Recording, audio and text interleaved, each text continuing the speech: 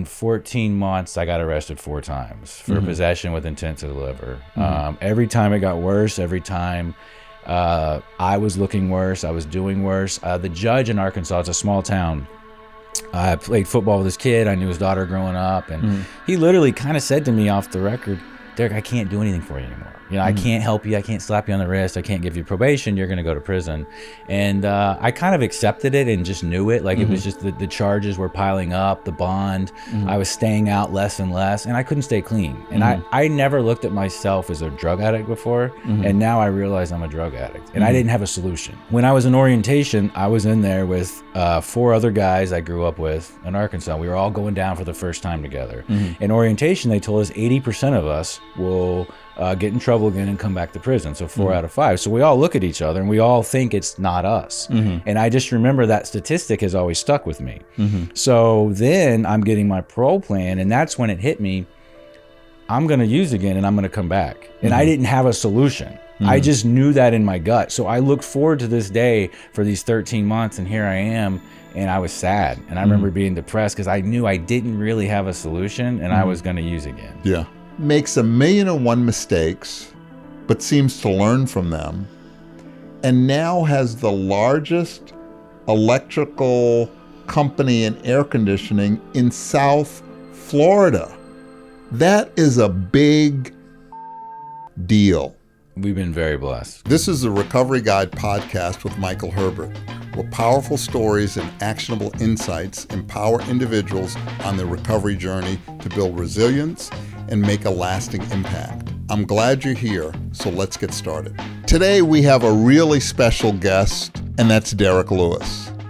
I have known Derek Lewis since he was 18 years old. When I first moved to Florida, Derek was the first client that I had. And it is so inspiring and so special for me to see this guy go from an 18-year-old to a 44-year-old who now has the largest electrical company in South Florida, and he helps so many people in the process.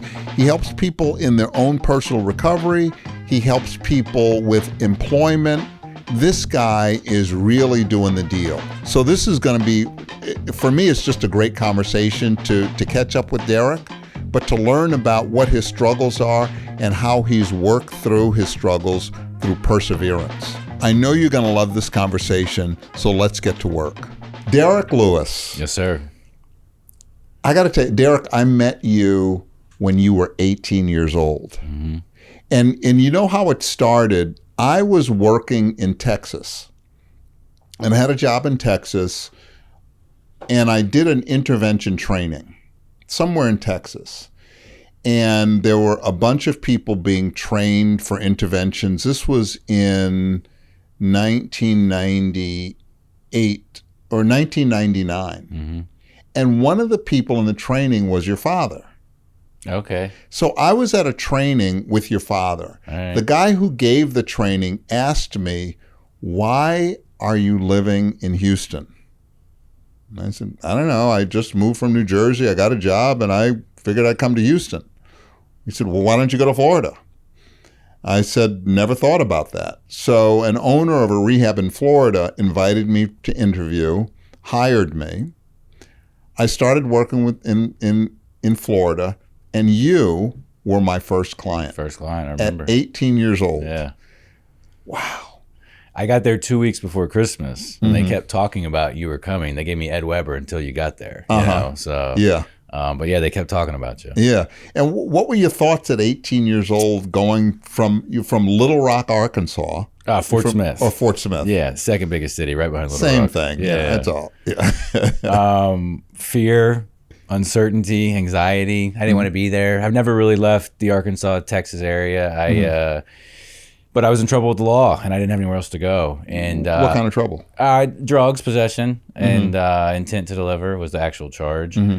Kenny Jones was an attorney in Arkansas, in Fort Smith, Arkansas. I remember Kenny Jones, yeah. So that's who it actually was, I think. Yeah. And he was friends with my dad. Yeah. So Kenny knew Mike McNally and Sid Goodman somehow. He'd been through here early 90s or something. So he knew those guys, and then he met you, and they kind of recommended Renaissance, which, if I remember it correctly, when I got there, it was for older people who continued to relapse. There weren't a lot of younger people there. So when Haba showed up the month after me, I was like excited there was somebody close to my age. And then there was Michael also. Michael Searles. Yeah. He was close. Charles O'Donnell was my roommate. He was 23. Yeah, there were a lot of young people there.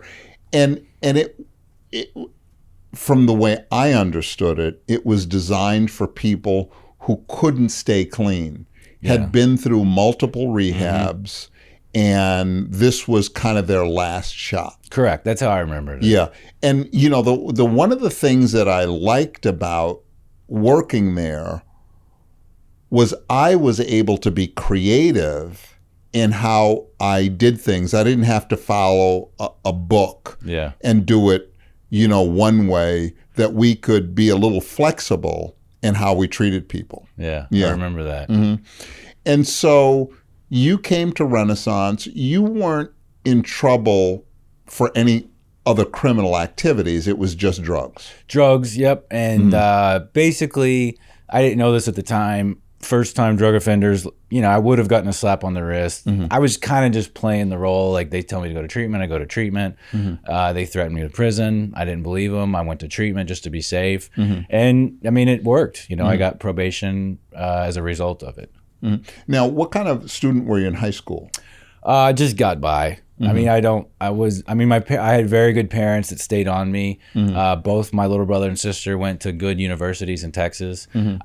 For me, I didn't like school. I did the bare minimum to get by in sports and school, and just kind of squeaked by. I barely graduated. So what didn't school offer you?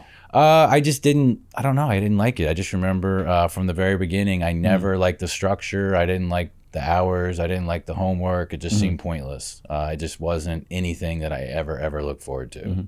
Now your father's an attorney. He's an attorney, correct. How did that affect having a father that's an attorney and I'm not a good student? Well, and was there an expectation that you become an attorney or you become some kind of professional? I think they knew from pretty early on I wasn't going to be an attorney. But they didn't pressure me too much. I think just because, you know, drugs kind of crept in. They split up when I was in junior high, and then drugs kind of crept in after that. And I think the biggest concern was just keeping me sober and out of trouble with the law. School was kind of a secondary at that point. It was pretty apparent I wasn't going to college, and I didn't want to. I didn't have any desire to. When your parents broke up, who did you stay with? We split up. I think my dad's was the weekends. So I stayed with, we primarily stayed with my mom. I kind of kept getting in trouble, and she just didn't want me around my brother and sister. So my senior year in high school, I went and stayed with my dad full time. And so what was it like for you to now be coming from a divorced family? I was fine with that. I always tell people, like, I had a good experience of it. I didn't know there was unhappiness in the home, but when they both remarried, I saw more spark and happiness. So I can't complain or blame at all for that. Any problems with step-parents? No. I mean, so listen, I mean, when they met me, I'm in high school and I'm not a good kid, so I'm this kind of black sheep. And for the weddings, I was actually incarcerated, so I missed some of that. You know, both weddings? I don't remember. But it was definitely in that time period where I wasn't doing well, or I wasn't invited even. Maybe I wasn't incarcerated. I definitely wasn't invited. So like that was kind of, you're this unseen, just spoken about sibling, but eventually like we made up and I got sober and it worked out. But it definitely was tight. It's an interesting thing that you weren't invited, because I've always seen you as quote unquote a good kid. And that your parents experience you very differently. Well, you know, or had experienced you very differently. Step parents. My mama always there's always love there, you know, and there's always potential, you know. So that's why parents look at parents differently. You know, you'll see the most horrific crimes on the news, and the mom was like, "I don't think he did it," you know. Like they always look at us differently, you know. So So you went to treatment. and you put together a year. What was that year like for you? I always say that was like an accident. So I come down here, I come to y'all. Out of fear, I just kind of do everything y'all said. I remember you moved me into the halfway sooner than they recommended, just because you were like, what's the point, you know? And I didn't understand the business side of it. Maybe it was a financial, maybe they had like a time limit, but I remember you kind of pushed me into that halfway house on Swinton sooner than they recommended. And I appreciated that, and I got a job. And I just took the first job I got offered. And, What'd you do? Publix. Okay. Then I got offered a job at the Marriott.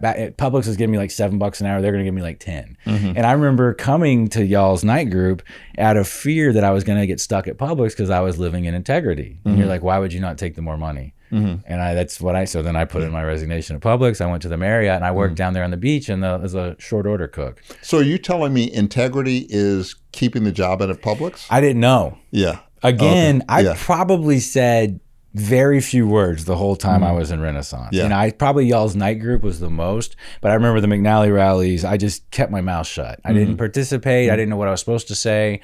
So was this what we call superficial compliance? Let me just keep my mouth shut to get through it so I can get out? Yeah, and I kind of didn't even know I was doing that at the time. It was just survival. I've never been in an environment like that. I've never been around this much group therapy and rehab. And I hear these horrific stories of 30-year-old men that had lost their kids and their careers and their businesses. And I'm like selling weed in high school, you know? And it's like, I had a hard time, but I just kind of kept my mouth shut. I mean, I didn't buck, I didn't cause any problems. But when I got moved into halfway, I got a job, I saved money. Like I appreciated the little bit of freedom I got, you know? So, and you're 19 years old. I turned 19 about 6 months after I was already out of halfway. So you're 19 years old, you're not doing drugs. I guess you're going to AA meetings here and there and that kind of stuff? Yeah, and that's why I say it was an accident. You put me in a halfway house and guys went to meetings at night. So I went to meetings at night and I made friends. And then, you know, they got into tattoos and going out, and like I just kind of like kept my distance, but at least I kind of had a little social circle. And you had a job. I had a job, and I always had my eye on Arkansas. You know, I always felt like I was missing out on something, and I wanted to go back. And then all of a sudden, I'm kind of off my court case. I've been down here just over a year and a half, and I was like, why don't I just go home? I think my lease was up with HABA. And what do you think you were missing in Arkansas? I think, honestly, I wanted to use again, and I didn't know it. The lifestyle. I think that's what it was. I couldn't identify it. If you would have put a gun to my head, I don't think I could have said it. But just looking back, I just wanted to use again. And I wanted freedom, you know. I'd done the adult thing for a while, so. Yeah. Now, so you went back to Arkansas, and did you get an apartment? What did you do? Yeah, so when I left there, I'd had my own place. When I graduated May of 99. I turned 18 May of 99. So I immediately moved out of my dad's house. I couldn't wait for this magical 18-year-old. By December of 99, I was in jail. So I didn't make it long. So you went to jail or prison? Jail when I was 18, just county jail. And then I came to y'all. So then I get out and I get an apartment again. And I think this time I made it about in 14 months. I got arrested 4 times for possession with intent to deliver. Every time it got worse, every time I was looking worse, I was doing worse. The judge in Arkansas, it's a small town. I played football with his kid. I knew his daughter growing up. And he literally kind of said to me off the record, Derek, I can't do anything for you anymore. You know, I can't help you. I can't slap you on the wrist. I can't give you probation. You're going to go to prison. And I kind of accepted it and just knew it. Like it was just the charges were piling up, the bond. I was staying out less and less, and I couldn't stay clean. And I never looked at myself as a drug addict before. And now I realize I'm a drug addict. And I didn't have a solution, you know? So I just kind of sheepishly got sentenced, and I did 14 months in Texarkana. Wow. And you wrote me a letter. Texarkana. I watched some movie about Bigfoot, and they talked about Texarkana. So I write you this letter from Texarkana. I'm locked up, and I finally get your address. I've been in there 6 months, and I'm like pouring my heart out that like, hey, you were right. I was wrong. I should have listened. I should have stayed sober. I'm looking for this self-pity, and I'm in Texarkana, and you send me back a postcard that says, Texarkana, ? Isn't that where Bigfoot's from? That's it. That's all I got. Those were the days. Yeah. So I wanted to give you something bigger to think about, you know. But it's interesting. You realized, oh, I'm a drug addict. Yeah, that was the first time. That's when it hit you. Yep. And the sad part is, I've had football coaches, my mama, judges, everybody's insinuated that. But for me, that was my light bulb moment. 22 years old in Texarkana. So everyone else realized you were powerless before you realized you were powerless. Yeah. Does it ever work the other way? So then you found out you're a drug addict. Yeah. So you went to prison, did 14 months, and then what? So then I get out. I paroled to my dad's house. He took me in.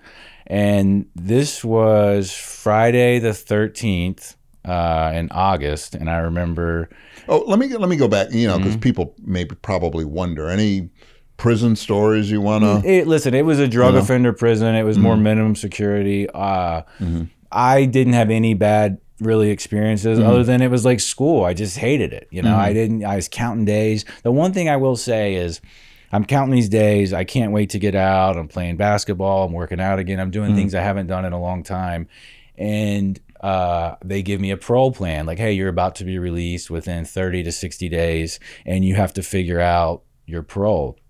When I was in orientation, I was in there with 4 other guys I grew up with in Arkansas. We were all going down for the first time together. In orientation, they told us 80% of us will get in trouble again and come back to prison. So 4 out of 5. So we all look at each other and we all think it's not us. And I just remember that statistic has always stuck with me. So then I'm getting my parole plan, and that's when it hit me. I'm going to use again and I'm going to come back. And I didn't have a solution. I just knew that in my gut. So I looked forward to this day for these 13 months, and here I am, and I was sad. And I remember being depressed because I knew I didn't really have a solution, and I was going to use again. Yeah. So you did parole, and you stayed at your father's. Yep. I got out on a Friday, and I knew I had to see my parole officer on Monday to take a drug test. And I remember I was nervous. And I made it about 24 hours, and I used Saturday night. I was able to kind of BS my way through the drug test. I showed up, I was sober, I kind of talked around it and told him stories about jail. He didn't test me. I kind of got away with it. So I knew I had to see him every month. And after I did that until December, I didn't have to see him anymore. But now I knew I couldn't stop using. And I was talking to Robert Glidewell. So Robert came to South Florida when I was leaving in 2001. I kind of like took him around and showed him. And so I'm leaving in 2001. He's getting here. So now 2003, I'm coming back. He has 2 years sober. He has his own house. He has a good job. He's an electrician. And I remember I reached out to him.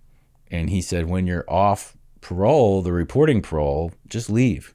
Come down here. Just, what are you doing? Just start over. And it had never occurred to me that I could do that because I still had more time to do it parole in Arkansas, but it was what's called non-reporting. Right. So he's like, they're never going to know where you are as long as you don't ever get arrested, and you're going to get arrested there. He was very clear about it. You will get in trouble there. And luckily I took his advice. And so you came back to Florida. And what was that like? What year are we talking about? So this is 2003. 2003. And I remember it was December. They took me to Carp. It was a free detox in West Palm Beach. So I get off the airplane. They take me to Carp. I detox there. I go to a place called Transformations that since closed down. They had an office. On military, right? Well, I think it was on military, but they also had, no, that was Transformations. This place was called Transitions, I think. We met over by the old Central House on Gulfstream. Okay. Where the Walmart is now. Right. And we met there, and their housing is, it's a halfway house now on 11th, Northeast 11th and the train tracks. Mike Ossip runs the halfway house there. Right. That was our residences. They didn't stay in business long. It was some insurance fraud. And anyway, I was there for 3 weeks. They took me to Carp to detox. I stayed there for 3 weeks, and then Robert took me into his house. He said, I'll rent you a room. I'll get you a job as an electrician. Just do what I do, basically. Just follow my lead and you're going to be fine. And so I work for this electrician. I'm living with Robert. And, my sponsor always says 2 + 2 is always 4. You dive into AA, what results are you going to get? So I work all day. I go to meetings at night with these guys. I go to bed and I wake up and do it again. And that was my life on repeat for years, So I get this 4-year sober time, and I'm involved, and they did a lot of service, and they were at detoxes and DAF and taking meetings in places. So I'm doing a lot of service and staying busy. And like, you know, life's improving. I'm getting promoted at my job. They put me in a trade school up in Lake Worth. It's a 4-year apprenticeship program. I graduate from that, and life, I'm kind of rocking and rolling with it, you know? So you put together 4 years, and then what happened? So in the 4th year, and I always say, I had knee surgery. I always say the knee surgery messed me up, and I believed that for a little bit, but looking back, I wasn't really, the last year of my recovery, at about 3 years, I kind of let my foot off the gas. I get complacent. Listen, we see it every day. You see somebody in the gym, you haven't seen them in a while, they gain weight, they come back, you know. For us in Alcoholics Anonymous, it's different because the repercussions of that complacency is a lot harsher. So, well, the complacency along with knee surgery, and you're reintroduced to opiates. And my mom, and you don't have a defense system. No. Or defenses are really low. And I used AA like I would use like a gym membership where I didn't really work out. It's on my keychain. I would say I'm a member of AA. I'm not being of service. I'm not really participating. Talking to people in the gym, not really working out. Yeah, I'm that guy in Alcoholics Anonymous. And I would go there. I would sit in the back. I would joke around. I'd leave where the guys are going to dinner. I would go to the dinners. I wouldn't really do the AA part of it. And I didn't even know when that happened. I don't even know. Sometimes between years 3 and 4 that happened. So the knee surgery hits me. So you had already experienced a bottom. Oh, I'm a drug addict years before. And somehow forgot what that meant. So I know I'm a drug addict. I got to do something about it. And you did the bare minimum. Or less. Or less. They say take your medicine, and you'll be fine. And I just stopped taking the medicine. I still thought I'd be fine. Yeah. And it was, but it was a very, what do they say? Fucked up, insecure, neurotic, and emotional. You were fine, all right. Yeah, I was fine. And listen, life crumbled quick. Yeah. Y'all saw me. I think I popped in to see you and Robert one time seeking treatment. I remember you lived in that pink apartment complex, apartment complexes. And life's just falling apart. And we tried to get you in treatment. Yeah, try to get you some help. Yeah. But I'm uninsured. I lost my job. I went to Fair Oaks once when I had insurance over here in Linton. Yeah. And so now I'm uninsured. I'm unemployed. I lost the house, and everything's kind of unraveling, and I can't stop. I'm in and out of DAF. It's the free treatment center here in Delray, 10, 12 times in their detox over that 2-year period. Yeah. And I can't stop, and I try to go to Arkansas. I come home with Natalie to stay with her parents for a couple months. Same thing here. Same thing there. I'm not welcome there, so I come back to Delray. I was in Texas. My little brother's in Austin for a month or two. So that was Christmas of 2009. I'm in a motel in Texas, and I call Brett, and I'm just talking to him, really. And he's like, "What are you doing?" I'm like, "I don't know. I pay by the week. I got like 2 days left. It's Christmas. I don't know." Yeah. And he's like, "Get on a Greyhound and come back to Delray." And I didn't have money for it. And him and my brother came up with it. My brother's probably just trying to get rid of me. Brett's just being nice. Yeah. And they put me on this Greyhound. I come from Texas to Delray, and they take me to DAF.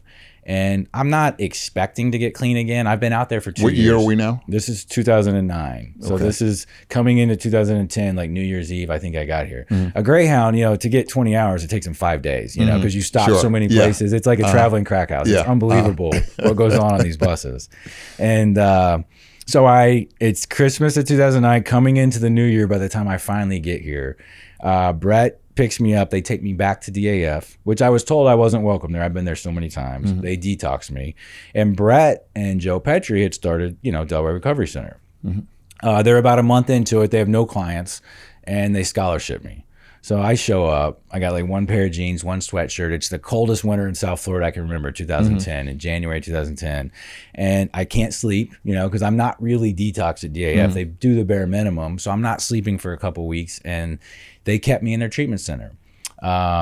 They should have probably kicked me out. The day I left DAF, I messed up, and Brett looked out for me. What do you think that's about, though, that you had so many opportunities, so many chances? It's almost like everything was working in your favor to get you better, I think it was the 4 years sober. I always say this. When people, when I do it with sponsees, when I see that they can put time together and they're productive, you're way more willing to work with somebody through the relapses as opposed to the guy that you've never seen get 3 days and just calls you all the time for money and or in a jam, you know? Yeah. So I felt like I had some time where people knew me and they've seen me enough where like, all right, let's give them a chance. And thank God they did, because I was out of chances. I burned the bridges in Arkansas, Texas, the family, you know, mom and dad, nobody's talking to me. And Brett kind of reached out a hand. But Robert gets you a job working in electrician, you're an apprentice or whatever. You go to trade school. You get a certified electrician. Correct. And then you started were you just working with Robert, or did you start your own company? So I worked with them for a while. I relapsed right when the crash happened in 2008. So it kind of just went south. He had about 60 employees and they laid off about 55 of them. And I was one of them. And I was probably an easy cut based on my personal life. Sure. So we're all laid off. I'm kind of freelancing, 1099, bouncing around, doing side work. So when I come back in January of 2010, next to DAF and Delray Recovery Center was Ledbetter Electric, a little outfit. I walk in here. I have like 3 weeks sober. It's the third week of January. And I say to him, just hire me at $15 an hour as a helper. I'll prove myself. I didn't have a driver's license, tools, a truck. And he just was literally a block away, you know? So, and he did. It was a 3-man shop. Yeah. They gave me a shot. And I think it worked out for him. You know, I was a good employee and he didn't have consistent work. So he ended up shutting his doors down about when I was opening up our company, Razorback Electric. So in 2010, the end of 2010, I was with him for about a year. I went back to Personalized, where I worked from 03 to about 08. And I had a long history with them. They put me through trade school. They taught me the trade. But in 2011, they kind of ran out of work. The economy wasn't really churning yet. So he was telling me, you know, go out, find your own work. I don't have work next week for you, or I only have 2 days for you. So it kind of was in a good situation where I'm hustling up side work because he just doesn't have it. So I kind of start building up Razorback. And I start Razorback Electric. And so by 2012... Did you know anything about starting a business? Or? No. Yeah. So it's just kind of, you just learned by doing. So it was a natural... It felt very natural. I've always had that in me, even when I work for somebody, to take leadership and try to, like, I don't want to say run the show, but like just be efficient. And so I'm thinking about you in high school. I wonder if they had a program like that in high school, entrepreneurship or something like that, you might have been more successful in doing that versus going through the standard program that everybody goes through. I mean, I hated high school too. I mean, it was like, and I couldn't even see the point of it. I wasn't even interested in it, you know, but I had to do it because that's the way everybody did things. And it's hard to pay attention in algebra or science when it's like, is this ever going to be used again? You know, it's hard to teach my kids some of this stuff. I'm like, what are we doing? Yeah, I know how to add and subtract and multiply. That's it. I don't need anything else, you know, and it was ridiculous. So you have some real natural raw talents that were never really acknowledged or nurtured growing up. How did you, is there a connection between recovery and entrepreneurship, or? I would say so. You know, but even as a kid, I wasn't the guy knocking on your door trying to mow your lawn cheaper than you were getting it. Like I was always kind of trying to hustle stuff up like that. I would say what recovery has taught me is the perseverance and the grind, like embracing that grind, especially early businesses. It's such a grind. And luckily I was single without kids at the time because it's just 12, 14-hour days, up early to invoice. You work all day, do my estimates at night, wake up and do it again. And that was 6-7 days a week in the beginning. And Did you enjoy the work, though? I did enjoy the work. Yeah. So it wasn't like it was a grind that, I have to be here and I have to do this. you were doing something you enjoyed. I woke up smiling. I remember that. I'd never and done on that. some level, it wasn't work. Correct. You almost, well, I'm getting paid to do this. I'm more ungrateful and sadder now than I was then. Yeah. And I got way more. It's just way different. Yeah. But that's, kind of how God opens those doors, is like he taught me in recovery, especially early recovery. God opens the doors, and your job is to walk through them. I got to take a lot of action. Yep. You got to take a lot of carry me. Yeah. Faith moves mountains, but bring a shovel. Yep. Exactly. Yep. That's what they say. Yeah. And listen, and that's what recovery's taught me is like, the first time I got sober, it was just such a pink cloud. And I just felt like it was just easy. I don't know how else to explain it. Another thing that I always say. Yeah. When opportunity comes, it's too late to prepare. You have been preparing. Yeah. For this. When the opportunity showed up, when God opened the door, you were prepared and you walked right through. And we were ready. And that's the good thing too about the economy. We got such a head start on other contractors that when it starts picking up in 15, 16, 17, we'd already had a couple years under us and enough guys we could take on this workload. A lot of companies were laying people off and weren't ready, and we just kind of grew a lot. So I got to tell you, it's amazing. Here's this kid from Arkansas that comes to Florida at 18 years old, knows very little about life and adulthood and responsibility, makes 1,000,001 mistakes, but seems to learn from them, and now has the largest electrical company in air conditioning in South Florida. That is a big deal. We've been very blessed. Correct? You've been very blessed, but you have worked hard. I know that you hire people who are in recovery, who screw up, and you'll give them a second chance, which is, I don't know, that heart is so deep and empathetic and compassionate to be able to help people who kind of screw you over. Well, give them. Where does that come from? Well, part of it was people did it for me, and I probably might do it too much where it's enabling, if we're being honest. Like we sometimes go over, but I have a hard time if it's somebody I care about, I like, and I see potential, just to giving up and shutting the door on them. You know. So yes, we pay for a lot of halfway houses. We buy a lot of bus tickets for people to come down from Arkansas. We give a lot of jobs. And sometimes they hit and they're great employees, and a lot of times you get burned. But I always feel like if I've never had it this good, and I've never done that and put that much out for people. So it has to be a correlation, It has to be a correlation, and I'm not trying to plug your business, but I have used Razorback Electric, and your guys are I don't know if it's because I know you, but they are the most respectful. You know what I mean?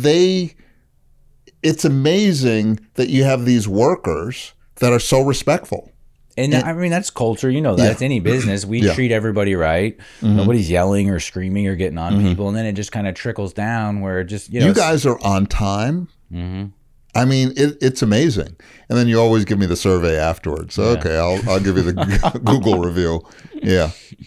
So this is great. So you have all of this going on with this business, and at some point you got married. You have a couple of kids. So Natalie and I were together, off and on for years. And in 2016, we were at Mikey Horowitz's wedding, and she found in Mexico actually, and she found out she was pregnant with Hudson, our first. She was working. She's working with Razorback. Back then, I was running out of the house. It was just a couple trucks, and I got to tell you, I knew Natalie from CrossFit. Yep. And I keep telling Natalie every time You know her brother. I know her brother too. Yeah. Natalie was one of the strongest women I have ever met. She has a natural talent and a strength That's amazing. I always wonder why she didn't do more with it. Generations of farmers. Yeah. I mean, she is one strong lady. Yeah. Let me tell you. Yeah. And I'll tell her you said that. So she, and you know, she's working. I've told her that several times really? before. Okay, yeah. So she's working at the house, and we get in, now we're having a baby, so we get an office, so we don't have this like nursery / contracting office. And we get an office, and she has Hudson. He's our first. This was 2017. And she got pregnant pretty quick after that. And we had Hadley in 2019, and then Harlow in 2023. All H names. All H names. So I figured she named them, unless it was going to be something too weird, I wouldn't get involved, you know, like Why 7 H's? or Pepsi or, you know. Why H's? That was her deal. She liked it. Yeah. She liked the H? I stayed out of it. Yeah. She didn't name any of them Herbert. No Herberts. Well, are we done? I don't know if we're done. Yeah, okay. Yeah.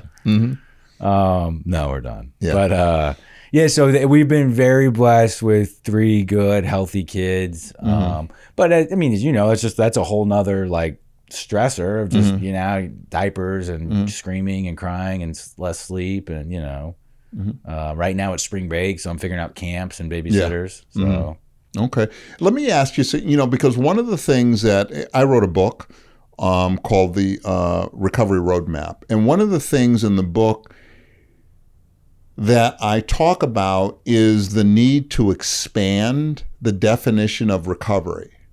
And a lot of people who are actively using think recovery is don't drink and go to meetings.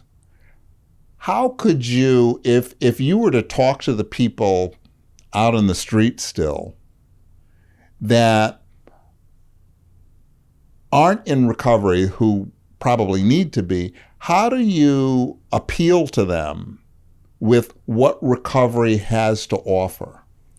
I would say the whole lifestyle. So for me, it starts with my morning routine. It starts with going to the gym, trying to eat right, take care of my kids, go to my job, treat people right at my job. Alcoholics Anonymous is a very, very, very small part of that, you know, but it's a part of it. So I kind of need everything to fit together. I got to tell you, I like that when you said it's a small part of it. Yeah. It isn't everything. For some people, it seems to be everything. Maybe in the beginning, yeah. But other people, it's a small part of it because we need all of these other ingredients to make it work. You can't just use that. Yeah. That could be a great foundation. Yeah. But you need the other ingredients. Yeah, don't drink and go to meetings is, I'm sure, great in the beginning, and I'm sure that's what I said probably. But now I just need so much more than that. I can't miss the gym, you know. I don't want to mess my sleep schedule up. You know, there's just so many things that I can't really miss, or it's just going to affect everything. Yeah. Any more about what recovery is? How has it been? How has your recovery affected your brother, sister, mother, father? Well, and it's a self-awareness too that I didn't have before, of how we treat other people, how we react to situations. So I'll be talking to my sister just about her situations. She's not really asking me for advice. We're just talking about, you know, marriage, kids, job, whatever's going on. And she'll be like, you know, I feel like I'm getting therapy, you know, and that's not my goal. I'm not trying to play her therapist, but that's just kind of what recovery has done for me. I get a different perspective where you just kind of feel like you kind of levitate and you see things from a different angle. And that's given me better self-awareness to like approach situations. My reactions are better, you know. I don't really get upset about anything, you know, so, and that's a gift. Yeah. And where's the future for you? I mean, obviously, I think I have to say God and family, you know, like that's what I want to like pour into these kids. And like, we've been blessed that they seem to be, with Natalie and I, you know, our history and everything, like good kids and healthy. So that's been important to me, which just involved with, you know, their sports and stuff like that.